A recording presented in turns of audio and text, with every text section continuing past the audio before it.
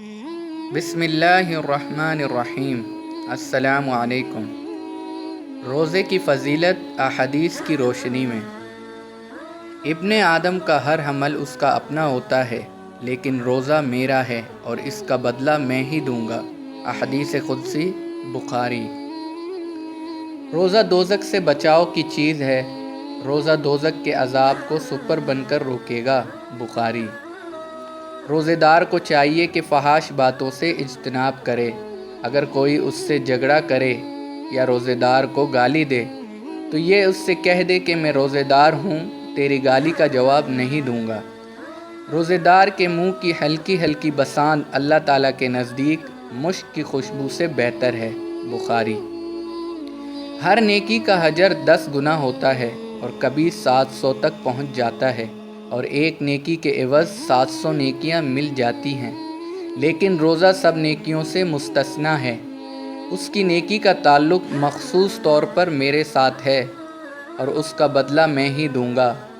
بندے نے کھانا پینے کی خواہشات کو میری وجہ سے ترک کیا ہے، لہٰذا میں ہی اس کا صلہ اور اجر عطا کروں گا۔ حدیث قدسی، مسلم۔ روزے دار جنت میں ایک مخصوص دروازے سے داخل ہوں گے۔ اس دروازے کا نام ریان ہے۔ جب روزے دار داخل ہو چکے ہوں گے تو یہ دروازہ بند کر دیا جائے گا، پھر کوئی شخص اس دروازے سے نہیں جا سکے گا۔ بخاری، مسلم۔ باب الریان سے داخل ہونے والے کو کبھی پیاس کی تکلیف نہیں ہوگی۔ ترمذی۔ لوگوں، جہاد کیا کرو، اللہ تعالیٰ غنیمت عطا کرے گا۔ روزہ رکھا کرو، تندرست رہو گے۔ سفر کیا کرو، مالدار ہو جاؤ گے۔ طبرانی۔ روزہ اور قرآن دونوں قیامت میں شفاعت کریں گے۔ روزہ کہے گا میری وجہ سے اس بندے نے کھانا پینا ترک کیا، میری شفاعت اس کے حق میں قبول ہو۔ قرآن کہے گا میری وجہ سے یہ رات کو سویا نہیں، میری شفاعت قبول ہو۔ اللہ تعالیٰ دونوں کی شفاعت قبول فرمائے گا۔ ابو امامہ رضی اللہ تعالیٰ عنہ نے عرض کیا، یا رسول اللہ، کوئی بہتر عمل بتائیے۔ فرمایا، روزہ رکھا کر، اس سے بہتر کوئی عمل نہیں ہے۔ مجھے ایسا عمل بتائیے جس سے جنت میں داخل ہو جاؤں۔ فرمایا، روزہ رکھا کر، اس کے برابر کوئی عمل نہیں ہے۔ ابو امامہ رضی اللہ تعالیٰ عنہ نے ایسا عمل کیا کہ ان کے گھر میں سے کبھی دن میں دھواں ہی اٹھتا نہیں دیکھا گیا، مگر جس دن کوئی مہمان آ جاتا۔ ابن حبان۔ افطار کے وقت روزے دار جو دعا مانگے اس کی دعا قبول کر لی جاتی ہے، رد نہیں ہوتی۔ ترمذی۔ جس نے روزے کو فرض سمجھ کر ثواب کی امید کے ساتھ رکھا وہ بخشا گیا۔ بخاری، مسلم۔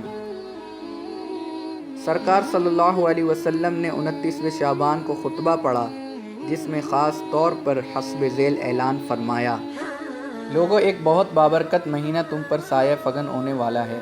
اس مہینے میں ایک ایسی رات ہے جس کی عبادت 1000 مہینوں کے عبادات سے بہتر ہے۔ اس مہینے کے فرض کا ثواب دوسرے مہینوں کے 70 فرضوں کے برابر ہے۔ یہ مہینہ صبر کا ہے اور اس صبر کا بدلہ جنت ہے۔ یہ مہینہ باہمی سلوک اور غمخواری کا ہے۔ اس مہینے میں مومن کا رزق بڑھا دیا جاتا ہے۔ جس نے کسی روزے دار کا روزہ کھلوایا تو اس کے گناہ بخش دیے جاتے ہیں، دوزخ سے آزاد کر دیا جاتا ہے۔ روزہ کھلوانے والے کے ثواب میں کوئی کمی نہیں ہوتی۔ لوگوں نے کہا، یا رسول اللہ صلی اللہ علیہ وسلم، ہم سب تو اتنی قدرت نہیں رکھتے کہ کسی روزے دار کو افطار کرائیں اور اس کو کھانا کھلائیں۔ ارشاد فرمایا، صرف ایک کھجور سے یا دودھ اور پانی کے گھونٹ سے روزہ کھلوا دینا بھی کافی ہے۔ اس مہینے کے اول کے 10 دن رحمت کے ہیں، دوسرا دہایا مغفرت کا ہے اور تیسرا حصہ دوزخ سے آزادی کا ہے۔ اس مہینے میں جو شخص اپنے ماتحت لوگوں پر تخفیف کرے تو اللہ تعالیٰ اس کو بخش دے گا۔ روزے دار کو قیامت میں میرے حوض سے پانی پلایا جائے گا، پھر اس کو جنت میں داخل ہونے تک پیاس نہیں لگے گی۔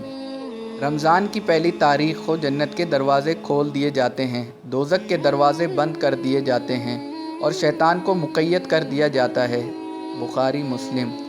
رمضان کی ہر رات میں 6 لاکھ آدمی دوزخ سے آزاد کیے جاتے ہیں۔ بعض روایتوں میں 10 لاکھ کا عدد بھی آیا ہے۔ ایک شخص نے عرض کیا، میں خدا کی وحدانیت اور آپ کی رسالت کے اعتراف اور اقرار کے بعد اگر پانچوں وقت کی نماز پڑھوں، رمضان کے روزے رکھوں، رمضان کی راتوں میں قیام کروں، زکوٰۃ ادا کرتا رہوں تو میرا رتبہ کیا ہوگا؟ آپ صلی اللہ علیہ وسلم نے فرمایا، تو اللہ کے نزدیک شہید اور صدیقوں میں سے ہوگا۔ ابن حبان۔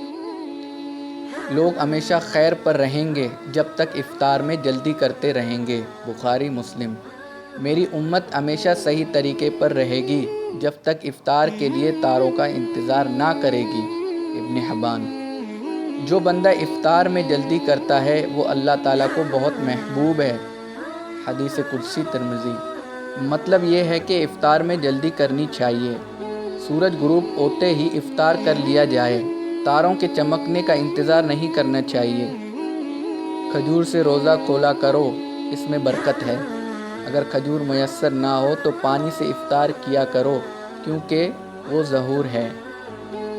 روزہ رکھنے والوں کو جنت میں ایسے صاف شفاف بالخانے عنایت ہوں گے جن کا ظاہر باطن سے اور باطن ظاہر سے نظر آتا ہوگا۔ ابن حبان۔